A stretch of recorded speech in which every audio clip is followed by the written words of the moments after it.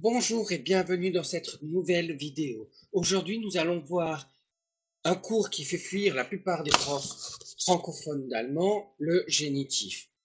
Le génitif, qu'est-ce que c'est? Déjà, la plupart des professeurs n'arrivent pas à l'expliquer. C'est tout simplement en français l'équivalent du complément de nom et, comme vous expliquera aussi votre professeur anglais, c'est pour marquer la possession d'un objet ou de quelque chose, d'une personne. Je vais découper ce cours en deux parties, dans la même vidéo, mais en deux parties claires. Ça pourra servir même aux professeurs. Donc, je vais faire apparaître ce que je viens de dire. Donc, ça pourrait répondre également à la question de qui est cet objet. On est d'accord, normalement, quand on dit de qui, c'est par rapport au COI en français, sauf qu'en allemand, ça ne fonctionne pas de la même façon. Dès qu'on parle d'un objet, de la possession d'un objet, c'est du génitif. Deuxième partie, ça pour le moment, c'est pas important. Comment on va le former? Donc, première partie, on va prendre un prénom, comme si je veux dire le téléphone de Machine, de Paula, de Jean-Paul, de ce que vous voulez. Vous prenez le prénom, c'est un homme ou une femme, vous collez un S à la fin, et ensuite vous mettez l'objet que vous possédez, comme en anglais. Je vous ai préparé trois petits exemples.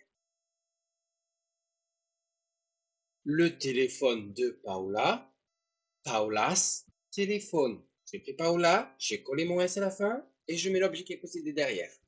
Jusqu'à là, est-ce que c'est difficile? Dites-le moi dans les commentaires. Paula's téléphone.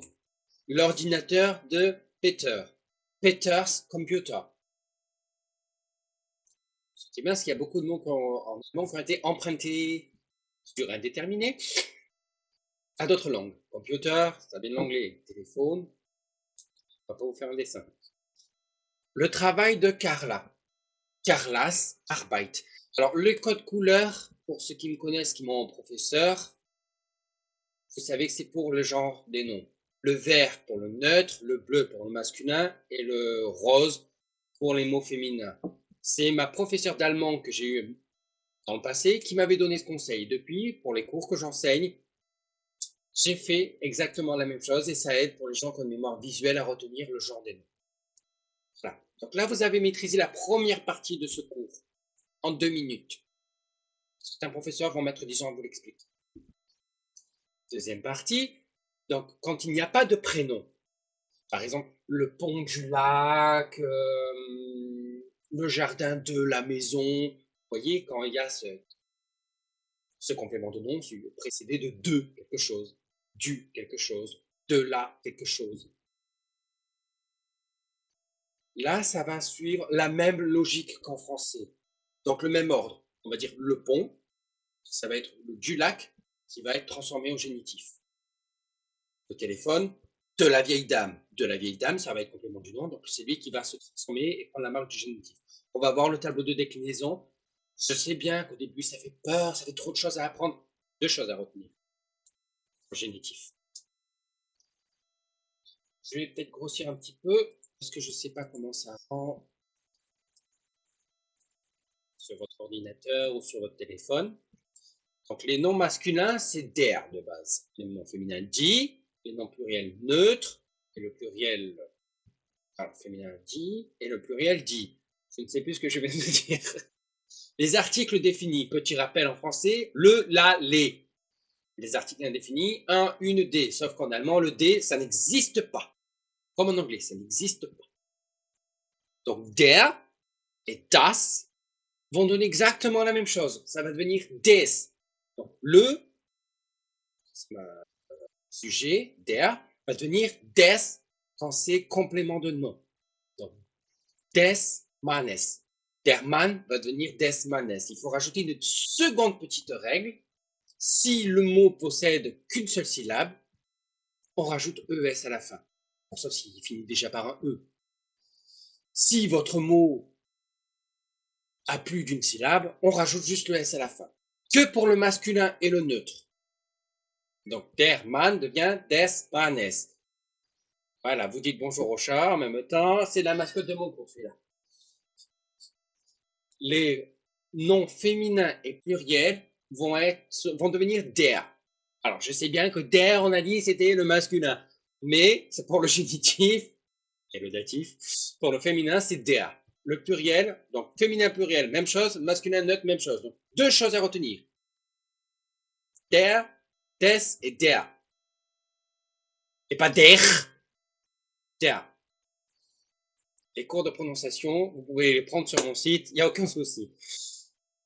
Qu'est-ce que je dois rajouter d'autre par rapport à ça? Oui, dans un des exemples, je vais mettre un adjectif. Les adjectifs, parce que oui, ils s'accordent en genre et en nom également, mais aussi selon le cas. Au génitif, comme au datif, l'adjectif, on y colle EN. Prenez votre adjectif, vous lui collez EN aux fesses. Point. Fin de la règle. On va voir les exemples. Ça, c'est ce que je viens de vous paragouiner, que le masculin et le neutre, c'est la même chose, blablabla. Bla, bla, bla, bla. Et qu'il y a deux règles. S'il n'y a qu'une seule syllabe pour les noms masculins, on va rajouter ES. S'il y a plus d'une syllabe, juste un S. Pour le féminin, le mot reste tel qu'il est. Et le pluriel, eh bien, il suffit de connaître le nom pluriel des mots en question. Donc, nous en venons à mes trois petits exemples. Je ne donne pas 192, vous pouvez en mettre dans les commentaires, je vous corrige s'il y a un moindre souci. Donc l'ordinateur, il a un petit souci là, il me dit que c'est faux, mais c'est juste, hein, c'est juste. Mon Word est en français, je ne l'ai pas mis en allemand, donc il y a certains mots, il n'a pas l'habitude de les voir. Voilà. Le livre du professeur. Le mot le livre, c'est das Buch du professeur. Donc le mot de base, c'est der Lehrer. Vous voyez, il est en bleu, donc je sais que c'est der Lehrer. Je vais le transformer en des Lehrers. Des Lehrers. J'ai juste pris mon mot et je lui ai collé un S aux fesses. Parce qu'il y a plus de deux syllabes. Lehrers, deux. Lehrer, deux. S. La même ordre qu'en français. Le livre du professeur. On se rappelle que le prénom plus S est le mot quand il y a un prénom. S'il n'y a pas de prénom, c'est le même ordre qu'en français. Quand ça ressemble, prenez, s'il vous plaît, prenez quand ça ressemble en français. La grammaire allemande est déjà assez pas difficile, mais avec des règles un peu tarabiscotées.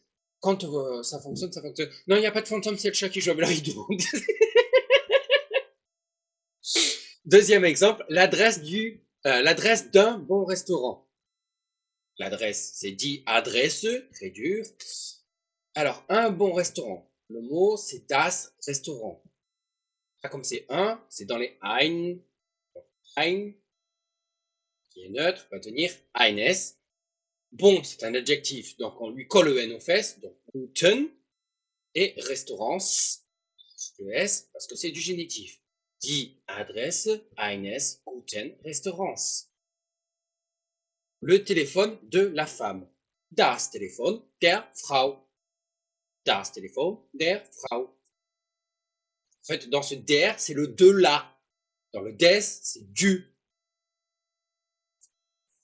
J'espère que cette vidéo vous aura plu. Si vous voulez d'autres exemples, d'autres vidéos sortiront. Si ça ne vous plaît pas, mais au moins vous aurez vu une vidéo qui peut vous être utile pour l'allemand.